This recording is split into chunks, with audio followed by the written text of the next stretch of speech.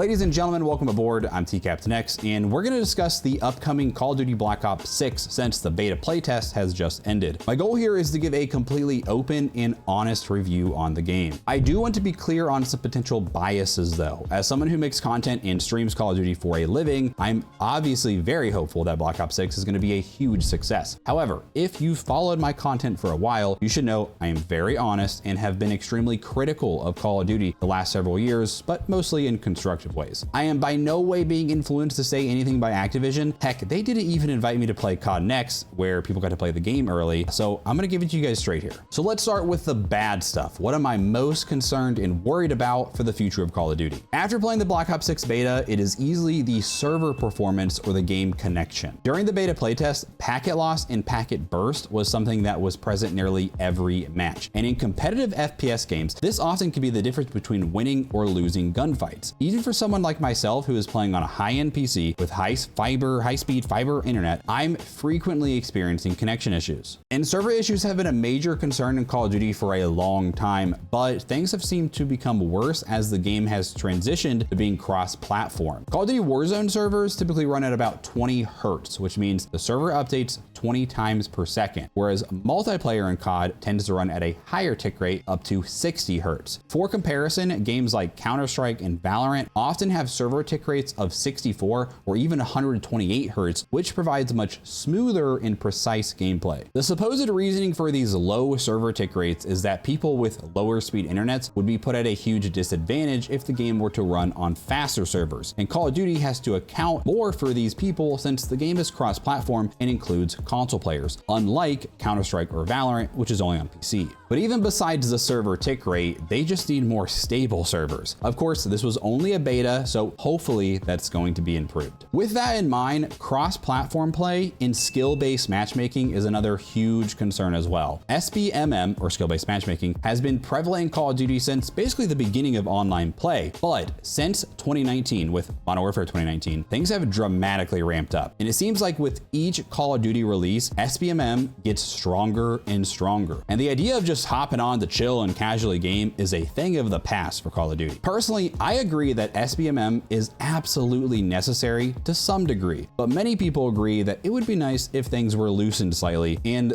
there was maybe some more randomness to your lobby strength. One game, you're fighting for your life just to go even against the best players, but the next game, you're able to dominate and have some fun. The current SBMM loop makes it feel like you're always struggling just to go even with your kill-death ratio, and that you're never really getting better, even though you are, because you're just being paired against higher skilled players. But to make matters worse, there is no obvious skill rating like an ELO score telling you how good you are. You just never know how good you are unless you actually play ranked, that is. But somehow, public matches often feel sweatier and more difficult than the ranked matches do at times. For myself, this often means I can't play with any of my friends because they have a horrible experience in my lobbies, given that I have an extremely high skill rating since I basically play this game for a living. Or maybe I'm just trying to tell myself I don't have any friends. And the Black Ops 6 beta had its skill-based matchmaking cranked up, so you can fully expect to sweat your balls off when Black Ops 6 fully releases on October 25th. Cross-platform play will continue in Call of Duty and in Warzone, and generally I love this feature, and most people do, because it means you can play with anyone even if they're on Xbox, PlayStation, or PC. But many console players really dislike this because they're paired against PC players with much higher specs, meaning they have higher FPS, faster response times, better graphics, and even the ability to custom tweak audio for better footsteps. However, in the past, you have been able to turn off cross-platform play, which that can significantly reduce your matchmaking though, leading to longer queue times. And we just don't know if that will be an option or not in Black Ops 6, and it's usually never an option in Warzone, or at least you can't find a match if you turn it off in Warzone. Which brings me to my next point, footstep audio. Many of you might be aware that most PC players can use custom EQ and audio applications to enhance the sounds of footsteps, commonly referred to as Art is War audio, since Art is War is the channel name for the person that basically pioneered this for Warzone. And what Art has done is really cool, but it shouldn't be required to do all this to hear footsteps in the first place. And Black Ops 6 footstep audio so far has been pretty meh. Now, multiplayer footstep audio has always been much quieter than Warzone footstep audio, and some people are perfectly fine with that, whereas others just do not like that. And myself, I wasn't too impressed with the audio of Black Ops 6, but it is hard to gauge because I'm used to mostly playing Warzone. And we just simply don't know how footstep audio is going to be in Warzone when it integrates with Black Ops 6 because there is no beta for that. And for those wondering, that should happen late November to early December when all of the Black Ops 6 mechanics and guns get integrated into Warzone. But then comes the lovely cheating and hacking situation. Call of Duty is still using the same Ricochet anti-cheat, and although cheaters are not at the level of peak Verdansk when nearly every game involved one, they are still decently prevalent and the anti-cheat is far from perfect. This is an ongoing battle, but as far as we know, no major changes are happening to the anti-cheat. Personally, I would love to see them run a kernel level anti-cheat like Valorant does, but many people don't want that since this is more intrusive and actually gives access to your computer's operating system. But to me, that is a price I'm willing to pay to get rid of cheaters. Also, if you are a console player and the ability to turn cross-platform play off still exists, you can turn this off and this will drastically reduce the chance of running into cheaters. But again, this is usually only an option in multiplayer and not in Warzone. Okay, so those are my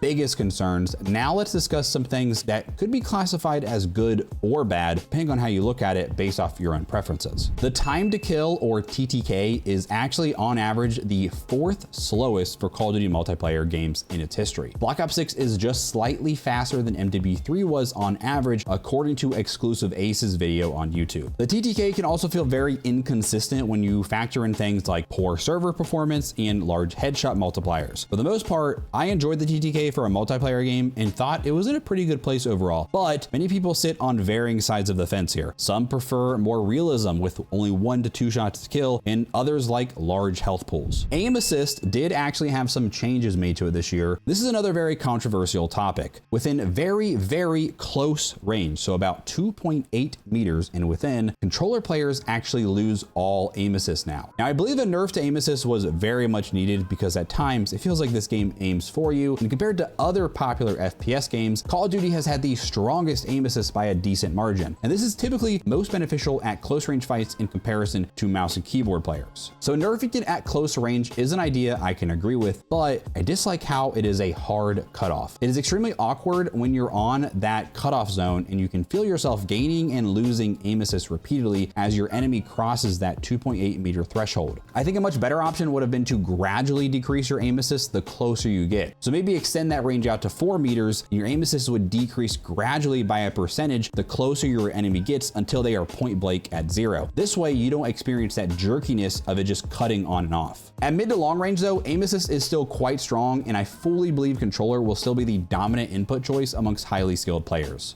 Say hi to Nova. But more casual players probably won't even notice the difference, and they definitely haven't watched or followed my Call of Duty aim guide video, if you know what I mean. Mouse and key players should have some hope knowing that the playing field has been tightened at least a little bit. There's some other things we'll talk about here soon that benefit the mouse and key input as well though. Maps are always a hot topic with each Call of Duty multiplayer release. We only got to play about half the maps of the beta. At launch, there will be 16 total maps available, 12 of which are standard 6v6 maps and 4 are strike maps, which are meant to be smaller like 2v2 or 3v3 type modes like Gunfight. But all 16 are new maps and not remakes this year. Personally, I like the maps and I didn't have any major issues with them, but plenty of people on social media were complaining about them. But then again, it's social media and everyone complains about everything. One thing that is a bit different this year is that in general, most of the maps are on the smallish side. And really none of the maps would be considered very large, definitely nowhere near ground war or battlefield style maps. This will be great for overall weapon leveling and camo grinding and will definitely keep the pace of play fast. But if you prefer the massive scale battlefield style of map or you really like ground war, this game might not be for you. There were some issues with spawns, such as spawning right in front of enemies, but honestly, for how small most of the maps are, I think they did a pretty decent job with spawns, and this is almost always something they improve as they can gather more data and make adjustments. Keep in mind as well that Treyarch are the lead devs this year for Black Ops 6, and generally, Treyarch is a studio that most of the community tends to have the most faith in. So I feel reassured that we're in pretty good hands this year, at least from a multiplayer perspective. Okay, let's stop being so gloomy and negative and talk about some good things, although some of these I do still have concerns for. One of the biggest changes and anticipations for Black Ops 6 is the new omni-movement system. The idea behind this is that you can fluidly move in any direction you want. So in traditional Call of Duties, you can only run and sprint forwards, and then obviously you can turn as you go. But now you're gonna be able to run sideways and even backwards, and also you can slide and dive sideways or backwards, and of course,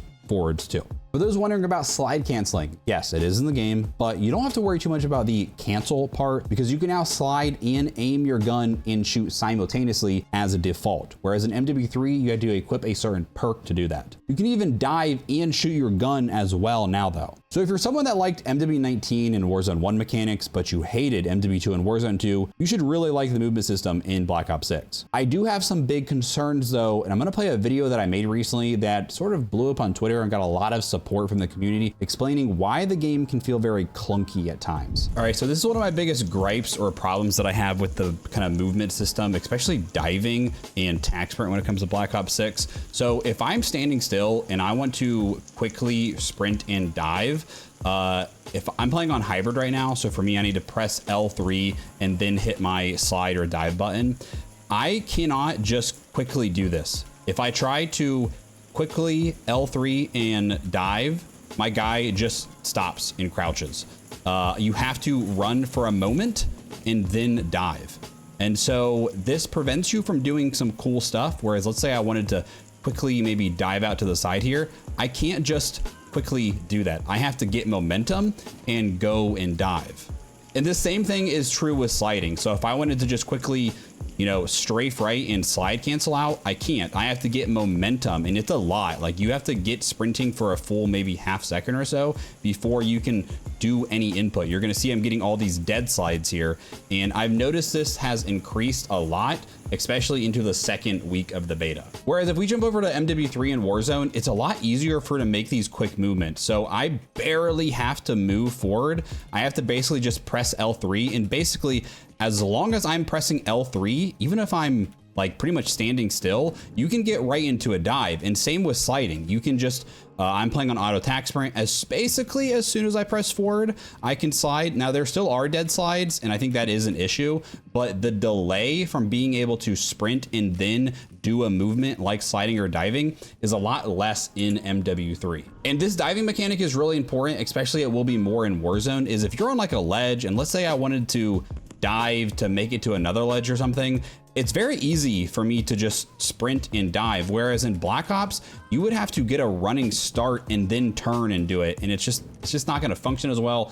It feels clunky in Black Ops right now. Now, if you're someone that is much more of a casual player, you don't care about all the crazy movement, you can still do very well in this game by simply hitting good shots, playing smart, holding angles. But the movement system allows for a whole other dynamic to play, especially when it comes to challenging enemies around corners or fighting in close range, but it's by no means required to do well. And although it may seem complicated, it really isn't, and I don't think more casual players are gonna struggle too much with learning how to use omni-movement. It just makes movement more fluid is all. When I went back to MW3 and Warzone after playing Black Ops 6, I immediately wish that Omnimovement was already integrated into the game because it feels really, really good. What about the actual gunplay though? The way guns shoot and feel is arguably one of the reasons why Call of Duty has been so successful, and I think they're doing a great job of getting back to their roots this year. In MW2 and also MW3, we saw a big shift towards realism. This meant tons of visual recoil or screen shake, lots of other effects like muzzle flash, smoke, and more. And this meant you couldn't see what you're shooting at. And some people love this, and that's fine, but this has not been a staple of Call of Duty, and its OG fans do not like this. And thankfully, Black Ops 6, I think, found a perfect blend of making things look realistic, but you can actually see what you're shooting at now. Guns absolutely have recoil and kick up, but the visual recoil has definitely been cut down. Overall, the gunplay felt great, and I'm probably most excited about it more than anything else. With this in mind, this means mouse and keyboard players should have a much better chance to actually see what they're shooting shooting at, since M&K can't rely on aim assist, meaning the input should be more viable this year, because ever since MW2, we've seen a pretty big decline in people that are playing mouse and keyboard. Now, I'm predicting that the elite M&K players will be able to compete much better against good controller players, although controller is still probably going to be the top players and be the one dominating. Casual players should enjoy these changes and notice a decent improvement of feel, but again, I'm still going to predict that the average controller player will be better than the average mouse and key player thanks to aim assist. One thing that we can all agree on that is a positive is the simplified weapon leveling system returning to Black Ops 6. In MW2 and MW3, we had a goofy system that required you to level other guns to unlock attachments for different guns. It made no sense, it was confusing, and it really penalized players that don't have a ton of time to grind and level their guns up. And when it comes to Warzone, Black Ops 6 guns will not be able to use MW2 or MW3 attachments, even though MW2 and MW3 guns will still be usable in Warzone after the integration, meaning there won't be 100 underbarrel attachments to choose from, and building loadouts should be easier to understand for casuals. But don't worry, I'll still be posting plenty of loadout videos, so I got you guys covered there. And we have some massive updates coming to our website, ggs.ai, which uses AI to help rank the best loadouts in Warzone. We're planning on adding multiplayer support this year as well, so stay tuned for that. Classic Prestige is finally returning to Call of Duty this year. If you're unfamiliar, once you hit the max level of 55, you have the option to Prestige and go back to level 1, but you gain the bragging rights of a special Prestige emblem. If you don't care about this, you can just hit level 55 and be done and stay there. But one thing that's new this year is that when you Prestige, you don't lose all your weapon levels in camo progress. However, you do have to relock weapons. So for example, if you unlock the XM4 at level 10 and you max level it, get all the camos completed, when you Prestige, you cannot use the XM4 again until you hit level 10. But when you do and you relock it, it'll still be max level and all your camo progress will still be done. And with each Prestige, you also get an unlock token, which allows you to pick an item like a gun, perk, or equipment to permanently unlock forever, even after you keep prestiging. With that in mind, the camo grind this year seems to have been a bit simplified. We don't have full details on it yet, but it doesn't seem like we're gonna have to do tons of goofy specific challenges like get kills while crouching from behind and while the enemy is stunned. They should be just a lot more straightforward than that. The perk system also seems quite solid this year. A new feature is the combat specialty bonus, where if you select 3 perks of the same color, so between red, blue, or green, you get an extra combat specialty, which is basically like an extra perk. It's sort of like building your class to be more offensive red, defensive green, or for recon blue. Plus there's the wild card perks, which have some really cool options. Of course, there's overkill to run 2 primary guns. Then there's perk greed, which gives you the extra perk plus the combat specialty if you run it that way. And my favorite, gunfighter, which gives you 8 attachments instead of 5 on your primary gun. So I think this perk system just provides for more build diversity. Weapon attachments are also mostly only positive attributes. They don't have all the negatives. Like for example, if you make something that helps your recoil, it's not gonna kill your movement speed and mobility. And that just makes building loadouts easier and also kind of more unique. Custom reticles are also returning this year, which means each optic will have challenges associated with it that allow you to change the reticle. So this could be as simple as changing a red dot to a blue dot, or maybe changing a sniper scope with one of those ugly triangle optics to a traditional kind of cross pattern. If you're a big Zombies fan, Zombies is going back to the more traditional round-based version and no longer open world like it was in MW3. I'm not a Zombies expert, but the gameplay looked quite solid. I'm actually excited to play it myself this year. There will also be Zombies Mastery camos if you're into grinding for that. But remember, Zombies can only be played if you purchase Black Ops 6. It is not free to play like Warzone is. A small but also very big thing I'm excited for is a much more simplified UI and menu system. Since MW2, the UI has been like a maze to get around and find the game mode you want to play. But in Black Ops 6, we've seen some previews and it looks much, much better. Okay, so is this game worth buying? Here's how I would summarize. If you like the look and feel of most Blackout or Cold War Call of Duties, aka the CODs made by Treyarch, you're probably gonna enjoy this game. If you're someone that prefers the faster movement styles and likes the concept of slide canceling, breaking cameras, you will probably enjoy this game. But if you loved MW2 or Warzone 2 and that simplified movement it had, you might not like this. Although that doesn't mean you can't sit in a corner and hold angles. You can still do that and you can play really however you want. And honestly, that might still be the better option than running around like a maniac. But overall, I'm extremely excited for Black Ops 6. And it's maybe the most excited I have been for a COD maybe ever, but I am still extremely concerned about some of the glaring issues like server performance, skill-based matchmaking, and the anti-cheat. And to be honest, those are probably things that will never be perfect, but hopefully they're at least manageable and improved for Black Ops 6. I hope you guys found this video helpful. If you did, if you'd like to support the channel, please drop drop a like and comment, subscribe if you're new here, and don't forget that I stream on both YouTube and Twitch, so whichever platform you prefer to watch on. Let me know what your thoughts are on Black Ops 6. I'd be very curious to hear your guys' opinion, but otherwise,